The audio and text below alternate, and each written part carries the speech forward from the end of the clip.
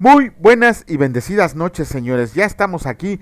Vamos a comenzar esto para que sea rápido. Padre bendito seas. Gracias, Señor, porque nos permites el tiempo, porque nos das la oportunidad de seguir nuevamente comunicándonos contigo por medio de oración, Señor, pero sobre todo para conocerte por medio de la lectura de tu palabra.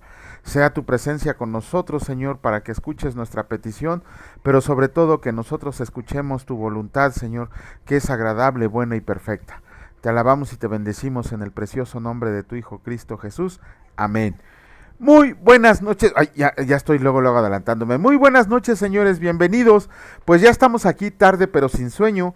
Y vamos a comenzar con la lectura del día de hoy. Comenzamos con la reflexión que hace nuestro hermano Raimundo acerca del versículo del día de hoy, que fue del libro de Proverbios, capítulo 23, versículo 24, y que escrito está: mucho se alegrará el Padre del justo, y el que engendra sabios se gozará en él. ¿A qué nos enfoca lo que escrito está? Va más allá de lo que vemos en nuestro entorno. Es considerar antes de contraer el compromiso matrimonial, el dialogar con nuestra prometida, para hacer un compromiso de buen ejemplo de actitudes de edificación en nuestro entorno, para que los hijos vivan y crezcan en un ambiente de edificación permanente, porque será la herencia más importante de su vida, el ejemplo de una vida en Cristo, porque damos cumplimiento a lo que escrito está. Porque los montes se moverán y los collados serán quitados, mas no se quitará de ti mi bondad, ni el convenio de mi paz se romperá, dice el Señor, el que tiene misericordia de ti. Solo así nuestros descendientes tendrán la sabiduría de Dios, gozándose en él, y nosotros seremos felices, porque la justicia de Dios se ha derramado en nuestra familia y los que me rodean. Aleluya. Fíjense cómo nuestro hermano Raimundo va más allá inclusive de los hijos. Él va hasta el origen, hasta antes del matrimonio, el orar, el saber elegir, el pedirle al Señor el discernimiento para encontrar una pareja, esa ayuda idónea para los varones, ese proveedor, ese varón que tiene que ser para las mujeres. Es lo que nos dice nuestro hermano Raimundo en esta reflexión. Aún antes de los hijos, de que nos alegremos en tener sabio, él sabe que si no estamos preparados antes de tener hijos, inclusive antes de tener matrimonio, antes de contraer matrimonio, no podremos hacer nada si no estamos cimentados en Dios. Vamos a comenzar con la lectura de los capítulos del día de hoy.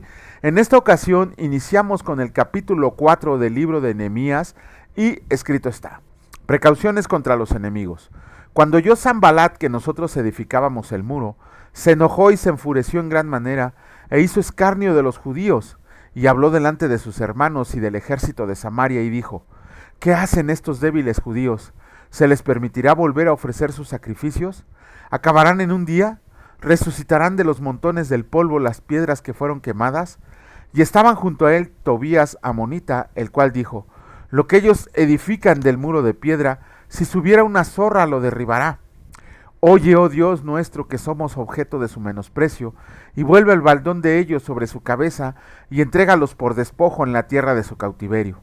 No cubra su iniquidad, ni su pecado sea borrado delante de ti, porque se airaron contra los que edificaban.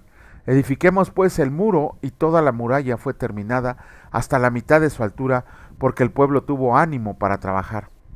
Pero aconteció que oyendo Sanbalat y Tobías y los árabes, los amonitas y los de Asdod, que los muros de Jerusalén eran reparados, porque ya los portillos comenzaban a ser cerrados, se encolerizaron mucho y conspiraron todos a una para venir a atacar a Jerusalén y hacerle daño.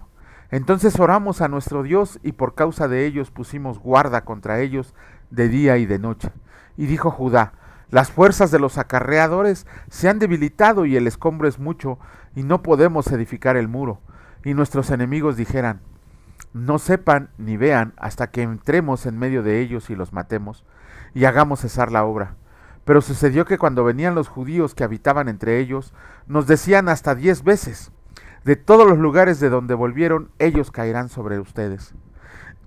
Entonces por las partes bajas del lugar detrás del muro, y en los sitios abiertos puse al pueblo por familias, con sus espadas, con sus lanzas y con sus arcos. Después miré y me levanté y dije a los nobles y a los oficiales y al resto del pueblo: no teman delante de ellos, acuérdense del Señor grande y temible, y peleen por sus hermanos, por sus hijos y por sus hijas, por sus mujeres y por sus casas.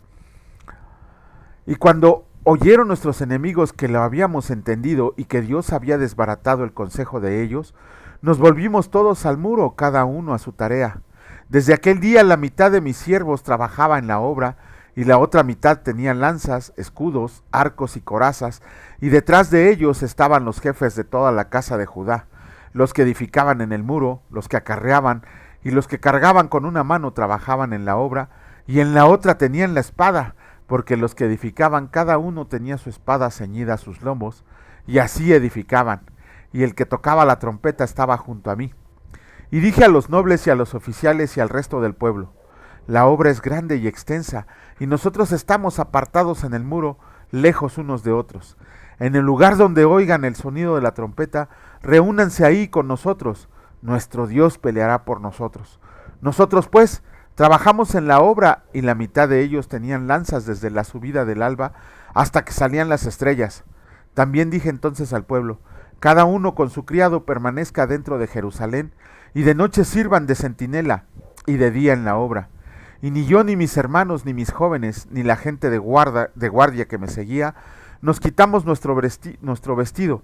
Cada uno se desnudaba solamente para bañarse. Capítulo 5 del libro de Nehemías, escrito está: abolición de la usura. Entonces hubo gran clamor del pueblo y de sus mujeres contra sus hermanos judíos. Había quien decía: nosotros, nuestros hijos y nuestras hijas, somos muchos, por tanto hemos pedido prestado grano para comer y vivir. Y había quienes decían: hemos empeñado nuestras tierras, nuestras viñas y nuestras casas para comprar grano a causa del hambre. Y había quienes decían: hemos tomado prestado dinero para el tributo del rey sobre nuestras tierras y viñas. Ahora bien, nuestra carne es como la carne de nuestros hermanos, nuestros hijos como sus hijos, y he aquí que nosotros dimos nuestros hijos y nuestras hijas a servidumbre, y algunas de nuestras hijas lo están ya, y no tenemos posibilidad de rescatarlas, porque nuestras tierras y nuestras viñas son de otros. Y me enojé en gran manera cuando oí su clamor y estas palabras. Entonces lo medité y reprendí a los nobles y a los oficiales y les dije: ¿exigen interés cada uno a sus hermanos?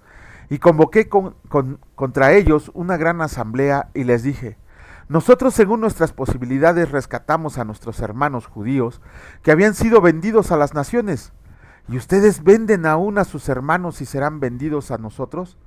Y callaron, pues no tuvieron qué responder, y dije: no es bueno lo que hacen. ¿No andarán en el temor de nuestro Dios para no ser oprobio de las naciones enemigas nuestras? También yo y mis hermanos y mis criados les hemos prestado dinero y grano. Quitémosles ahora este gravamen.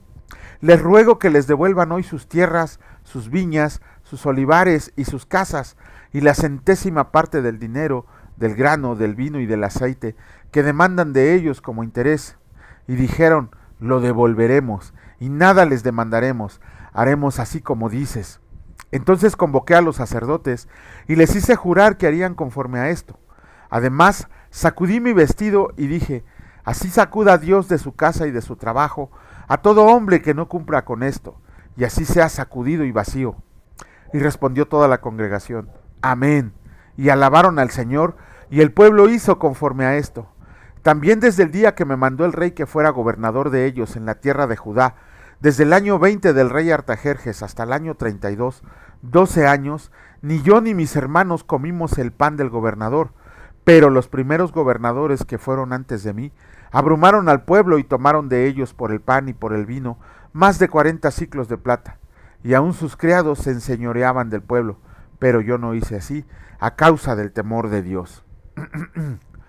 También en la obra de este muro restauré mi parte, y no compramos heredad, y todos mis criados juntos estaban ahí en la obra. Además, 150 judíos y oficiales, y los que venían de las naciones que había alrededor de nosotros, estaban a mi mesa, y lo que se preparaba cada día era un buey y 6 ovejas escogidas. También eran preparadas para mí aves, y cada 10 días vino en toda abundancia. Y con todo esto, nunca requerí el pan del gobernador, porque la servidumbre de este pueblo era grave. Acuérdate de mí para bien, Dios mío, y de todo lo que hice por este pueblo. Capítulo 6 del libro de Nehemías. Maquinaciones de los adversarios. Cuando oyeron Sanbalat y Tobías y Gesem el árabe y los demás de nuestros enemigos que yo había edificado el muro y que no quedaba en el portillo, aunque hasta aquel tiempo no había puesto las hojas en las puertas, Sanbalat y Gesem me enviaron a decirme: ven y reunámonos en alguna de las aldeas en el campo de Ono. Mas ellos habían pensado hacerme mal, y les envié mensajeros diciendo: yo hago una gran obra y no puedo ir, porque cesaría la obra dejándola yo para ir a ustedes. Y enviaron a mí con el mismo asunto hasta 4 veces, y yo les respondí de la misma manera. Entonces Sanbalat envió a mí su criado para decir lo mismo por 5ª vez, con una carta abierta en su mano, en la cual estaba escrito: se ha oído entre las naciones, y Gasmu lo dice, que tú y los judíos piensan rebelarse, y que por eso edificas tú el muro con la mira, según estas palabras, de ser tú su rey, y que has puesto profetas que proclamen acerca de ti en Jerusalén, diciendo: hay rey en Judá. Y ahora serán oídas del rey las tales palabras. Ven por tanto y consultemos juntos. Entonces envié yo a decirle: no hay tal cosa como dices, sino que de tu corazón tú lo inventas, porque todos ellos nos amedrentaban diciendo: se debilitarán las manos de ellos en la obra y no será terminada. Ahora pues, oh Dios, fortalece tú mis manos. Vine luego a casa de Semaías, hijo de Delaía, hijo de Mehetabel, porque él estaba encerrado, el cual me dijo: reunámonos en la casa de Dios dentro del templo, y cerremos las puertas del templo, porque vienen para matarte. Sí, esta noche vendrán a matarte. Entonces dije: ¿un hombre como yo ha de huir? ¿Y quién fue que fuera como yo entraría al templo para salvarse la vida? No entraré. Y entendí que Dios no lo había enviado, sino que hablaba aquella profecía contra mí, porque Tobías y Sanbalat lo habían sobornado, porque fue sobornado para hacerme temer así, y que pecara, y le sirviera de mal nombre con que fuera yo infamado. Acuérdate, Dios mío, de Tobías y de Sanbalat, conforme a estas cosas que hicieron. También acuérdate, Noadías profetiza, y de los otros profetas que procuraban infundarme miedo. Fue terminado pues el muro el 24 del mes de Elul, en 52 días, y cuando lo oyeron todos nuestros enemigos, temieron todas las naciones que estaban alrededor de nosotros, y se sintieron humillados, y conocieron que por nuestro Dios había sido hecha esta obra. Asimismo, en aquellos días iban muchas cartas de los principales de Judá a Tobías, y las de Tobías venían a ellos, porque muchos en Judá se habían conjurado con él, porque era yerno de Secanías, hijo de Ara, y Joanán, su hijo, había tomado por mujer a la hija de Mesulam, hijo de Berequías. También contaban delante de mí las buenas obras de él, y a él le referían mis palabras, y enviaba a Tobías cartas para atemorizarme. Bueno, con eso terminamos la lectura de los capítulos del Antiguo Testamento. Híjole, aquí, fíjense, hemos leído personajes como Josué, por ejemplo, un guerrerazo que fue el que conquistó la tierra prometida que Dios les había prometido al pueblo judío. Oímos a Moisés que sacó leímos a Moisés que sacó a su pueblo de la esclavitud de Egipto. Vimos a Gersón, aquel juez que, siendo de lo más bajo de la tribu de Benjamín, él también fue un juez que conquistó a todos los filisteos y muchas más naciones. O sea, eran hombres así como que muy valerosos, muy valientes. Ya leímos a Elías, ya leímos a Eliseo. Y sin embargo vemos aquí en Nehemías otro tipo de hombre. ¿Por qué? Porque él, además de ser valiente, era justo. Este hombre era justo. ¿Por qué? Primero que nada, cuando lo amenazaban para que no siguiera construyendo el muro, a él le valía un cacahuate las amenazas y seguía construyendo el muro, pero además era prudente. ¿Por qué? Porque no tomaba, si bien no tomaba en serio las amenazas, también no los echaba en un balde. ¿Por qué? Porque armó al pueblo. Imagínense eso, que con una mano estaban trabajando y con la otra tenían una espada. Dice él que no se quitaban sus vestidos más que para bañarse. O sea, era un hombre con una misión bien enfocada a reconstruir el muro de Jerusalén, y lo logró en 52 días. Hasta los enemigos reconocieron que había sido obra de Dios tal proeza. Pero además de ser valiente y prudente, vemos que Nehemías era justo. cuando se enteró que entre el mismo pueblo de Israel, entre los ricos y pobres, había peleas porque los ricos habían prestado dinero a los pobres para que pudieran sembrar sus campos y que además les cobraban un alto precio y estaban cometiendo usura en contra de sus propios hermanos. Nehemías se enojó tanto que fue a poner un fin a esto y los obligó a devolverles todo lo que les habían quitado, además de solo cobrarles una centésima parte de lo que les habían prestado. Ese Nehemías es increíble. Cuando sus enemigos, los árabes, Tobías, Sanbalat y todos estos, le enviaban cartas para tratar de atemorizarlo, él decía: ¿qué voy a estar teniendo miedo, no? Yo mejor me preparo, y si vienen, aquí los espero con todo el pueblo. Cuando le dijeron: vamos a ir a matarte, mejor escóndete en el templo del Señor, ¿qué dice Nehemías? ¿Un hombre como yo se va a esconder? Que vengan. Además sabía que era mentira. Imagínense nosotros cuando en la tribulación, cuando en los problemas, cuando en el sufrimiento, en vez de estar agachados, llorando, suplicándole a Dios que nos libre, que nos paráramos como guerreros y decir: un hombre como yo va a estar sintiendo miedo cuando tengo al Rey de Reyes de mi lado. Eso es lo que debemos de pedir en oración, ser un varón como lo son estos hombres que hemos visto, como Nehemías, que es valiente, que es prudente, que es justo, que, híjole, 12 años se separó de su puesto. Además, le daba de comer a los sacerdotes y a varios del pueblo. No, luego decimos, no, Moisés, no, Josué, que también fueron unos hombresotes de la palabra del Señor, pero casi nunca oigo que hablen bien de Nehemías, y Nehemías aquí está demostrando ser un hombre conforme al corazón de Dios, valiente como él solo, justo como él solo, prudente como él solo. Imagínense que pudiéramos llevar una vida como la que llevó Nehemías, sin miedo porque el Rey de Reyes está conmigo, sin miedo porque el Señor va conmigo en mis batallas. Un hombre como yo se debería de atemorizar de todo lo que viene. Que venga, que estamos preparados para hacerle frente a cualquier situación que venga, porque el Señor está con nosotros. Vamos a comenzar con la lectura del capítulo 2 del libro de Hechos.